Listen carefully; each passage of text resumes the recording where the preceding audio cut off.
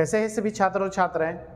चलिए, मैं आपका अपना टीचर गुलशेर गौड़ आज मैं आप लोगों के लिए लेकर आया हूँ अलंकार का टॉपिक। आप लोगों को पता है जो हमारा हिंदी विषय है उसमें हमने अलंकार का टॉपिक स्टार्ट किया हुआ है। अब से पहले आपके पार्ट 1 और 2 अलंकार पे क्लास हो चुकी है और आज का जो अलंकार का टॉपिक है वो हमारा पार्ट नंबर 3 है। और आज की क्लास में हम 2 अलंकार कंप्लीट करेंगे, उत्प्रेक्षा अलंकार और विभावना अलंकार। किसी भी कॉम्पिटिटिव एग्जाम के लिए जो अलंकार का टॉपिक है वो मोस्ट वेरी इंपॉर्टेंट टॉपिक है।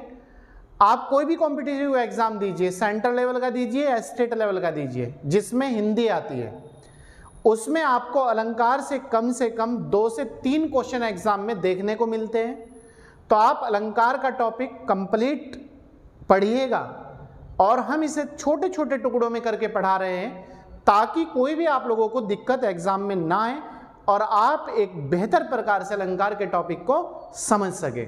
उसी चीज को देखते हुए हमने पहले पार्ट 1 में अलंकार करे, पार्ट 2 में आज पार्ट 3 में अलंकार करे।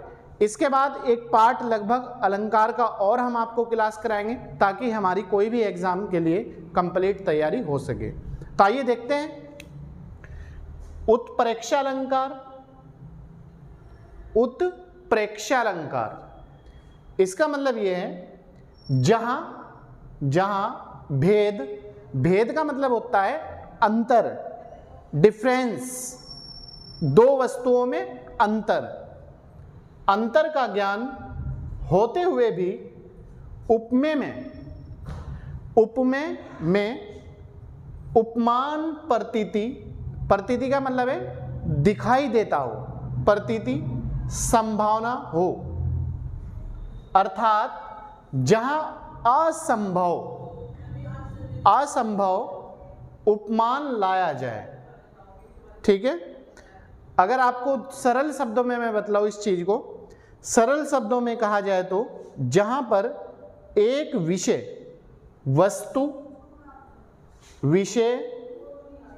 वस्तु, भाव, रूप या गुण आदि को किसी दूसरे के समान कोई विषय है, जैसे हमें हिंदी विषय है, इतिहास विषय है, वस्तु है, कोई 2 पत्थर है या 2 गाड़ी है, भाव मतलब उसकी पहचान, रूप मतलब उसका रूप ठोस है, द्रव है या कैसा है या गैस है, गुण मतलब उसकी क्वालिटी आदि को किसी दूसरे के समान बताने का प्रयास किया जाता है, उसी को उत्प्रेक्षा अलंकार कहा जाता है। क्लियर है यहां तक के? कोई डाउट? नोट है हमारा उत्प्रेक्षा अलंकार की पहचान के लिए बोधक शब्द, बोधक मतलब इसकी पहचान के लिए जो शब्द होते हैं वो कौन कौन से? अगर आप एग्जाम में कुछ भी ना याद रहे आप लोगों के, आप ये ध्यान रखना जो मैं आपको बोधक शब्द बतला रहा हूं आप इन्हें रट लीजिएगा और एग्जाम में जाके बैठ जाइएगा। आप 100% अलंकार का टॉपिक करके आएंगे और आप नंबर लेके आएंगे। इसके बोधक शब्द है मनु, कोई भी पंक्ति हो उसमें मनु का प्रयोग होगा, मानो, मानहु, जनु, जानो, जानू आते हैं। मतलब इस अलंकार की जो भी पंक्ति एग्जामिनर देगा आपको लिखकर और ये पूछेगा कि इसमें कौन सा अलंकार है, तो आप याद रखना उस पंक्ति में मनु का प्रयोग होगा, मानो का प्रयोग होगा, मानहु का होगा, जनु का होगा, जानो का होगा और जानू का प्रयोग किया जाएगा। जैसे एग्जाम्पल 4, नेत्र विशेष रूप से बड़े और सरस है, मानो वे कमल हो। ठीक है, यह पंक्ति है आपकी। नेत्र विशेष रूप से, नेत्र का मतलब है आंखें विशेष रूप से बड़ी है और सरस है, सरस मतलब सुंदर है, मानो वे कमल हो, मतलब उसकी आंखें बड़ी है सुंदर है और इस तरह दिखाई दे रही है जिस तरह कमल का फूल दिखाई देता है। तो मानव का प्रयोग किया गया है पंक्ति में, तो इसमें आपका उत्प्रेक्षा अलंकार का प्रयोग हुआ है। क्लियर है?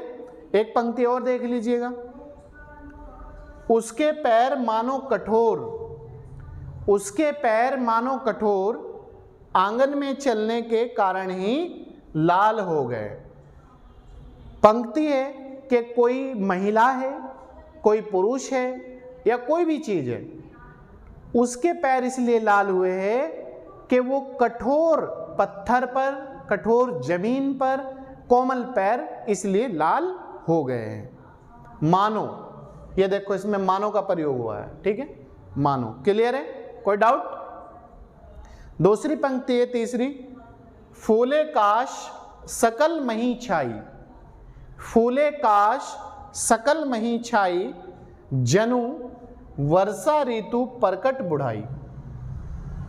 ठीक है, इस पंक्ति में जनु का प्रयोग हुआ है, आप देख सकते हैं। तो इस अलंकार की जो पहचान है वो आप इन शब्दों से रख लीजिएगा, कभी मत भूलिएगा। और एग्जाम आपका कोई भी हो, छोटे से छोटा और बड़े से बड़ा, मैं आपको आश्वासन दे रहा हूं, उम्मीद दे रहा हूं कि आप 100% एग्जाम करके आएंगे, कोई भी आपको दिक्कत नहीं आएगी अगर आप इन शब्दों को ध्यान में रखते हैं। देखो मैंने आपको 3 पंक्ति बताई है, तीनों पंक्ति में मानो पहचान हो गई, मानो, मानो की पहचान और जनु की पहचान। क्लियर है? कोई डाउट? इसके बाद ये मैंने आपको इसकी बताई दी। सरल शब्दों में कहे तो जहां पर एक विषय, वस्तु, भाव, रूप या गुण आदि को किसी दूसरे के समान बनाने का प्रयास किया जाता है, वहां पर आपका उत्प्रेक्षा अलंकार होगा। इसके बाद दूसरा हमारा वह है विभावना अलंकार। विभावना अलंकार, जब किसी कारण के बिना कार्य होने का विरोध आभासित हो, वहां विभावना अलंकार होता है।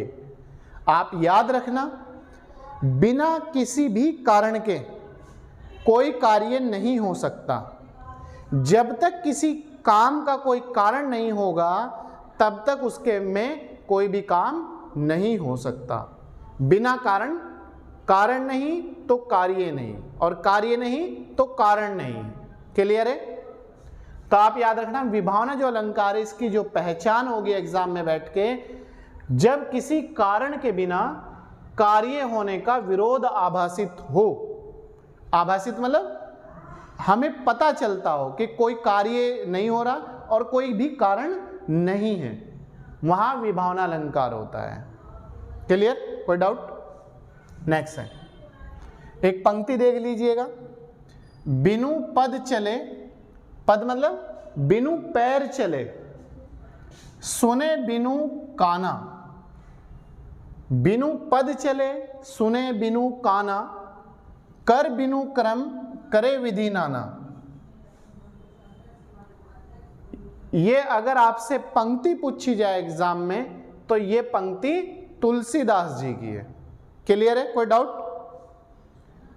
कभी कभी एग्जाम में अलंकार ना पूछ के पंक्ति सीधी सीधी दे देता है कि पंक्ति किसकी है, तो ये जो पंक्ति है ये तुलसीदास जी की पंक्ति है।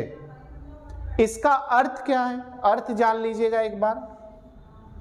वह ब्रह्मा, ब्रह्मा मतलब ईश्वर, अल्लाह, भगवान, वह ब्रह्मा बिना ही पैर के चलता है, मतलब वो बिना पैर के चल सकता है, बिना कान के सुनता है, बिना कान के सुन सकता है, वो दुनिया की सब चीज सुन सकता है, हम नहीं सुन सकते, लेकिन ईश्वर, अल्लाह, भगवान दुनिया की हर व्यक्ति की बात, हर चीज देख सकता है, हर चीज सुन सकता है और बिना हाथ पैर हिलाए सब कुछ कार्य वो कर सकता है।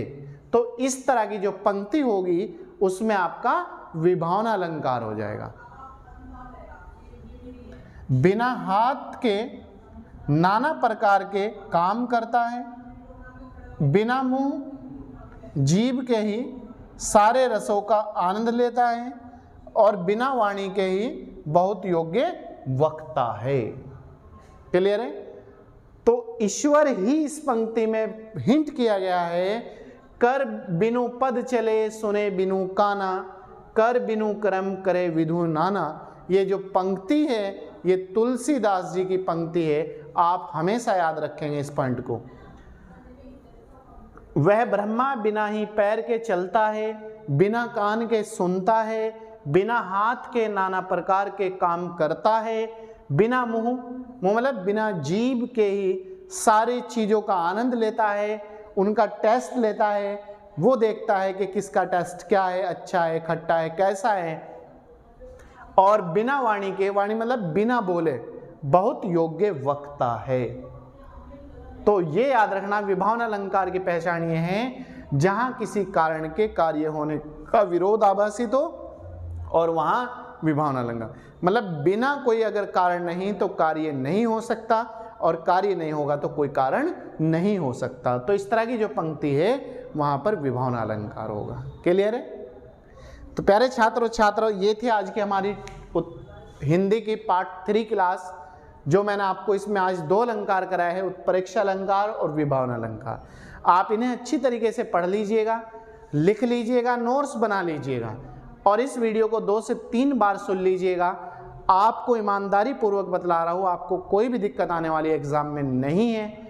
आप बिल्कुल इत्मीनान के साथ पढ़िएगा और कंटिन्यूटी के साथ मेहनत करिएगा। जो लोग मेहनत करते हैं वही आगे बढ़ते हैं और आगे बढ़ना ही आपकी सफलता है। तो चलिए, मैं आपका अपना टीचर गुलशेर गॉड मिलता हूँ आपसे नेक्स्ट क्लास में नई एनर्जी के साथ, नए टॉपिक के साथ। अगर आप हमारे यूट्यूब चैनल पर नए हैं तो चैनल को सब्सक्राइब कर लीजिएगा, लाइक और शेयर ज़्यादा से ज़्यादा कीजिएगा और इस वीडियो को एक प्यारा सा कमेंट भी आप ज़रूर करिएगा। चलिए, थैंक यू।